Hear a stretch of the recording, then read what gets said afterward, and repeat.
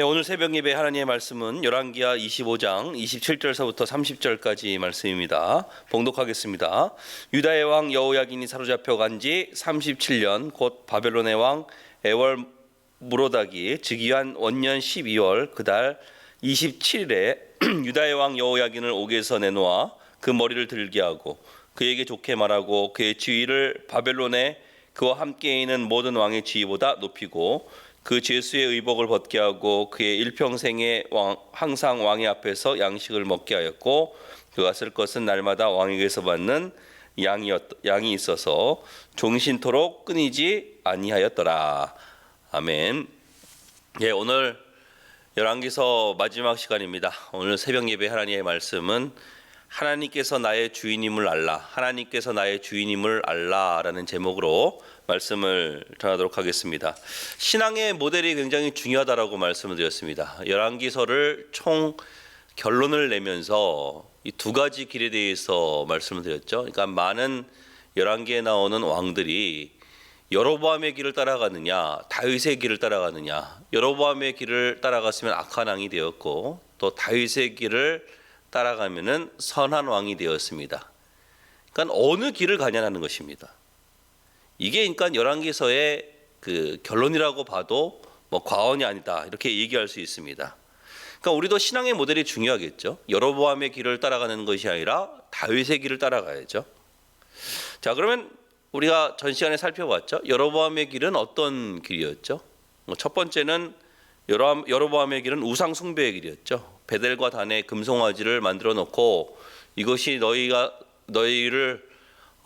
섬기는 하나님이다. 이렇게 그들 우상 숭배하게끔 만들었습니다. 또 하나는 불순종의 길을 걸어갔죠. 여로보암의 길. 레위인 아닌 자를, 그러니까 하나님의 말씀을 무시하고 레위인 아닌 자들을 제사장으로 세웠습니다. 그리고 마지막 세 번째는 하나님이 주인이 아닌 사람이 주인이었죠. 그러니까 사람의 인기에 영합을 합니다. 그래서 초막절 7월 15일 그 절기를 지 멋대로 8월 15일로 바꿔버렸죠. 그러니까 이게 여로보암의 길이었습니다. 그럼 오늘 살피고자 하는 내용은 무엇이냐? 이 결론과 같은 말씀은 다윗의 길로 행하라는 거예요. 다윗의 길. 그럼 오늘 다윗의 길이 무엇인지 그것을 역시 세 가지로 살펴보도록 하겠습니다. 첫 번째, 이 다윗의 길은요, 우상의 길이 아닌 하나님만을 의지한 길이었습니다. 그러니까 우상이 아니라 하나님만을 의지했다라는 것입니다.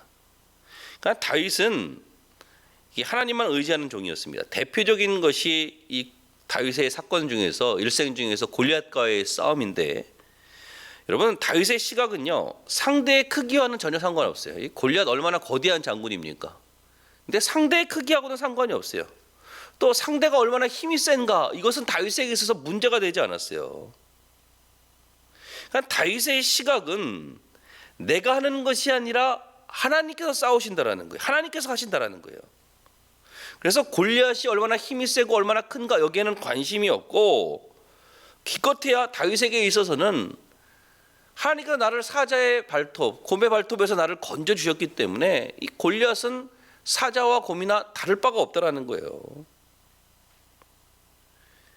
그러니까 사실 우리가 이 다윗의 길과 하나님만을 의지하는 길이라는 것은 무엇이죠? 우리는 보통 여러 가지 내가 계산을 하고 있잖아요. 상대방이 내가 큰지, 대적이 센지 이것을 계산하고 있는데, 이거는 내가 싸우려고 하니까 그래요.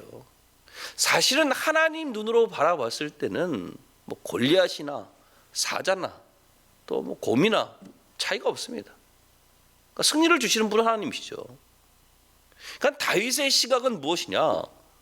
하나님께서 나하고 함께 하시면, 하나님께서 이기게 하시면 이긴다라는 거예요. 그래서 다윗의 인생에 있어서 그의 중요한 것은 무엇이냐면 철저하게 하나님만을 의지하는 삶을 살았다라는 거예요. 이게 다윗의 길이었어요. 저는 우리 반석교회 모든 성도님들 이 하나님, 다윗과 같이 하나님만을 의지하는 그런 삶을 살기를 주님으로 축원합니다.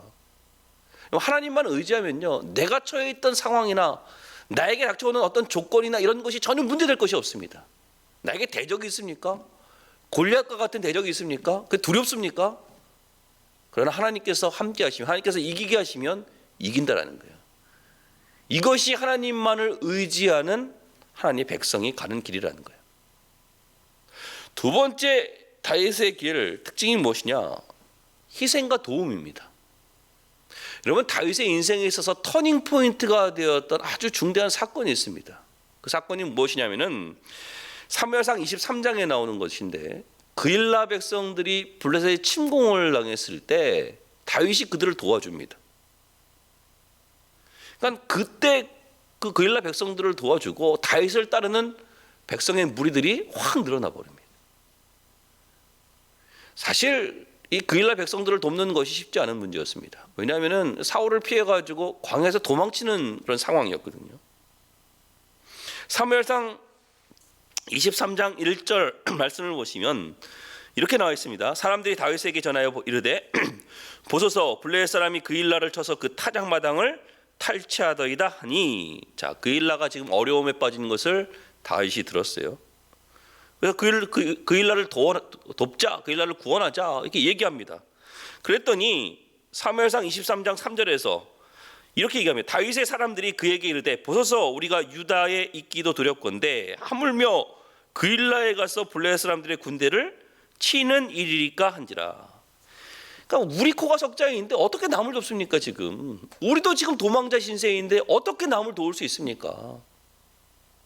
사실 이 그일라 백성들을 돕는 것이 말이 되지 않아요. 그때까지 뭐 기껏해야 다윗을 따르던 사람들 뭐 한 600명 정도 됐을까요? 오합지졸이나 다름없어요. 그 사람들은 눈먼 자, 뭐 도망치는 자들. 근데 이 블레셋은요, 상비군이나 군대나 마찬가지예요. 그러니까 싸워서 이길 수 있는 그런 상대가 아니에요. 근데 다윗은요, 이것저것 따지지 않아요. 하나님께서 도우시면, 하나님만 의지하는 사람 아니었습니까? 그러니까 어려운 상황이지만 내가 희생하고 도와주는 것을 통해 가지고 하나님의 기쁨을 내고, 또 이것을 통해 가지고 또 그일라 백성들을 구원하고자 했다는 것입니다. 저는 여기서 아주 이것이 굉장히 중요한 사건이라고 생각해요. 여러분, 우리 인생에 있어서도 마찬가지예요. 제가 그 송구영신 예배 때 우리 인생을 바꿀 수 있는, 반전시킬 수 있는 것이 우리 인생에 마중물이 있다라고 말씀드리지 않았습니까? 삶의 지경을 넓히는 마중물이 있다고 했는데, 그 마중물, 그 대표적인 것이 무엇이죠? 희생 아닙니까? 희생. 그러니까 하나님께서는요, 내가 희생할 때 그 희생을 통해 가지고 우리의 삶의 지경을 넓혀 주시는 거예요. 그러니까 이게 다윗의 길이었다라는 거예요. 마지막 세 번째 다윗의 길은 어떤 길이냐? 하나님께서, 오늘 제목과 같아요, 주인임을 안 그런 길을 걸어갔다는 거예요. 그러니까 하나님께서 다윗의 주인이 되어 주셨죠. 이 다윗은 이것을 알았어요. 다윗이 하나님을 위해서 성전을 지으려고 했을 때 하나님께서 그 성전을 짓지 못하게 하셨습니다. 그 뜻이 무엇일까요? 누가 주인인지 알라는 거예요. 당시 고대 사회는요, 전쟁의 신들이 지금 서로 대리전으로 그 왕들을 통해서, 그 나라들을 통해서 대리전으로 전쟁을 치르는 거예요. 그래서 전쟁에서 진 나라는요, 그 자기가 섬기는 그 신들이 없어졌습니다. 사라졌어요. 그리고 전쟁에서 이긴 나라, 그 왕들이 했던 일이 무엇이냐면은 신을 위해서 신전을 지어줬습니다. 다윗도 아마 그런 생각했을 거예요. 내가 이 정도까지 왔는데 내가 그래도 하나님을 위해 가지고 내가 이 정도 일은 해야 돼. 이렇게 성전을 지어야 되지 않겠냐. 근데 하나님께서 그것을 허락지 않으셨거든요. 이게 무슨 뜻이죠? 그러니까 네가 지금 이 자리에 있는 거 네가 잘해서 되는 것이 아니라 하나님께서 도와주셨기 때문에 네가 이 자리에 있는 거야. 그것을 가르쳐 주시는 거예요. 그러니까 하나님이 주인됨을 알려주시기 위해서 성전을 허락하시지 않은 것입니다. 이 말씀이 역대상 17장 7절에 나오는데, 하나님께서 성전을 허락하시지 않은 다음에 다윗을 엄청나게 축복하십니다. 그 축복의 내용이 역대상 17장 7절에 나오는데 뭐라고 나오냐면은, 또한 내 종 다윗에게 이처럼 말하라. 만군의 여호와께서 이처럼 말씀하시기를, 내가 너를 목장 곧 양떼를 따라다니던 데에서 데려다가 내 백성 이스라엘의 주권자로 삼고, 내가 어디로 가든지 내가 너와 함께 있어 내 모든 대적을 내 앞에서 멸하였은즉 세상에서 존귀한 자들의 이름같이 이름 같은 이름을 내게 만들어 주리라. 내가 너를 존귀하게 하겠다라는 거예요. 사실 다윗의 그 전직 직업이 뭐였어요? 목동어 아니었어요? 누구도 뭐 보잘것없는 거들떠보지 않는 목동 아닙니까? 근데 그 목동 속에서 다윗을 택하여서 하나님께서 이스라엘의 주권자로 삼아 주셨잖아요. 하나님께서 주인이 되어 주셨죠. 다윗의 인생을 이끌어 주셨죠. 여러분, 하나님께서 제일 싫어하시는 것은요, 이런 거예요. 하나님이 주인임을 부인하는 거예요. 우리가 살면서 잊지 말아야 될 것이 있어요. 하나님이 나의 주인 되심을 잊지 말아야 돼요. 근데 우리가 하나님의 주인됨을 인정하면요, 하나님께서 다윗을 축복하셨듯이 우리도 축복하십니다. 여러분, 항상 하나님께서 나의 주인임을 고백하고 하나님께서 나의 주인임을 인정하고 살 수 있는 우리 반석계 성도님들 되시기를 주님으로 축원합니다. 말씀의 결론을 맺겠습니다. 여로보암의 길, 다윗의 길, 다시 한번 말씀드리면 여로보암의 길은 어떤 길이죠? 우상 숭배의 길이었죠. 베델과 단의 금송아지를 섬기고. 또 여로보암의 길, 불순종의 길이었습니다. 하나님 말씀을 거역하죠. 레위인 아닌 자를 멋대로 자기 제사장으로 삼아버렸죠. 또 하나님이 주인이 아닌 사람이 주인임을 보면서 살았죠. 인기에 영합했습니다. 초막절을 마음대로 옮겨버렸죠. 반면 다윗의 길은 어떤 길이었습니까? 우상이 아니라 하나님만을 의지한 길이었어요.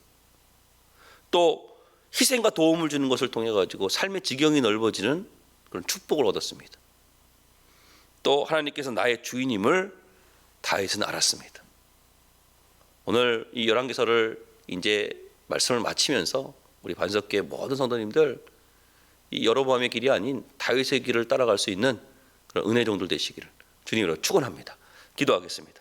사랑의 하나님, 감사합니다. 하나님, 우리가 이 땅을 살아갈 때 하나님과 동행하기를 원합니다. 특별히 하나님께서 우리에게 좋은 신앙의 모델을 보여주셨는데 우리가 다윗의 길을 따라갈 수 있도록 도와주옵소서. 어리석게도 여로보암의 길을 가는 것을 통해서 멸망의 길로 이르지 않게 해주시고 다윗의 길을 따르는 것을 통하여 하나님 앞에 축복을 받는 우리 반석계 모든 성도들이 될 수 있도록 도와주옵소서. 예수님의 이름으로 기도하옵나이다. 아멘.